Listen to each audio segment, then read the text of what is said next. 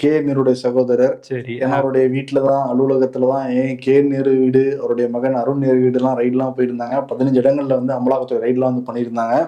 நேத்து அவருடைய சகோதரர் ரவிச்சந்திரன் அமலாக்கத்துறை அலுவலகத்துல ஆஜராயிருக்காரு. நேற்று ஈவினிங் ஒரு 4 மணி மேல போயிட்டு ஒரு 9 மணி வரைக்கும் விசாரிச்சுட்டு அனுப்புதா சொல்றாங்க. அவரும் அவருடைய சகோதரர் மணிவண்ணனும் சேர்ந்து நிறைய கம்பெனிஸ், நிறைய ப்ராஜெக்ட்ஸ் வந்து பண்ணிக்கிட்டு இருக்காங்க. ஓஹோ, என்ன projects? True Value Homes, real estates, அப்புறம் சோலார், அதுக்கப்புறம் விண்மில், இந்த மாதிரி நிறைய இது. மெயினா என்ன சொல்றாங்கன்னா 2018 அமலாக்கத்துறை இங்கெல்லாம் விசாரிச்சிருக்காங்க.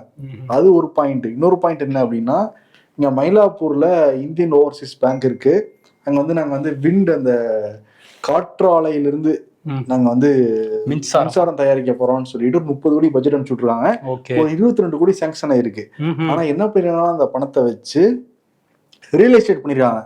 ஆனா நீங்க பணம் வாங்கினது ஒரு விஷயத்துக்கு, ஆனா அதை பயன்படுத்துறது வேற விஷயத்துக்கு அப்படிங்கறதுனால சிபிஐ வழக்கெல்லாம் போட்டிருக்காங்க 4 பேர் மேல.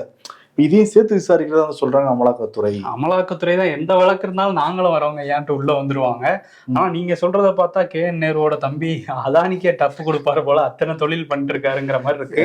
இருந்தா கூட அங்கெல்லாம் நண்பரெல்லாம் மீட் பண்றது வாய்ப்பு வர முடியாது. அதுக்குதான் இன்னொரு நண்பர் துணையா வேற இருக்காருன்னா ராகுல் காந்தி சொல்லிட்டு இருக்காரு. நம்ம எதுவும் சொல்லல.